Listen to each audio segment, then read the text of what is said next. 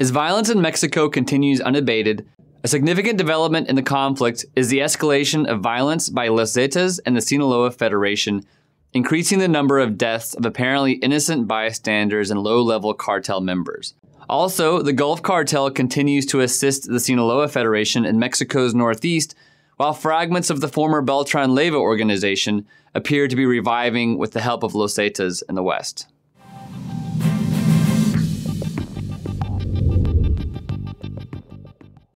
Public displays of indiscriminate violence continued into the second quarter, particularly in northeastern Mexico and central Pacific states like Sinaloa and Jalisco.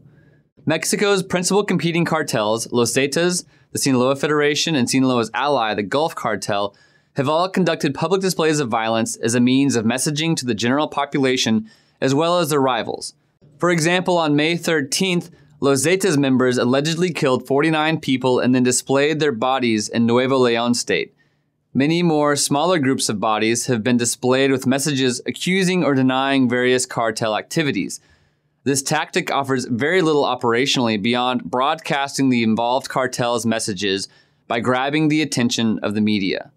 Through these operations, the cartels are striving to control the flow of information in a bid to subvert their rival support base. The second trend we have seen is that Sinaloa operations have expanded into Tamaulipas state in the first quarter, and then in the second quarter, we saw an increase in anti-Zetas attacks in Tamaulipas state.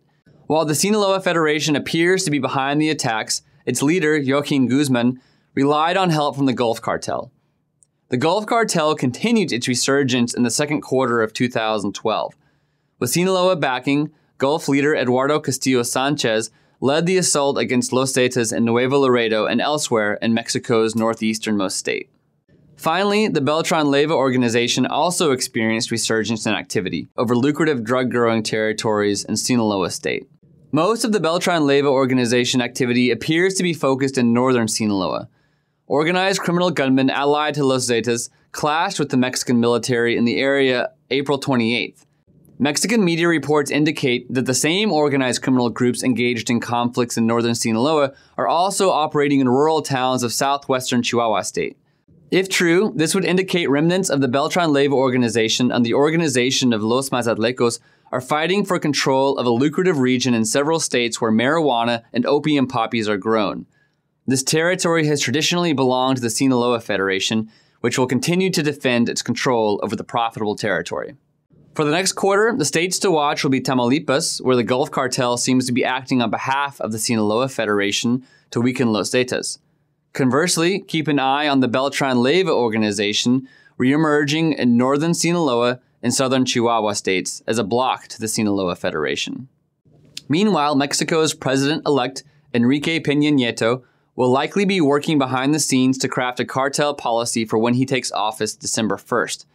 All of the organized criminal groups in Mexico will keep an eye on the developments in Mexico City while trying to secure more territory for themselves in the north.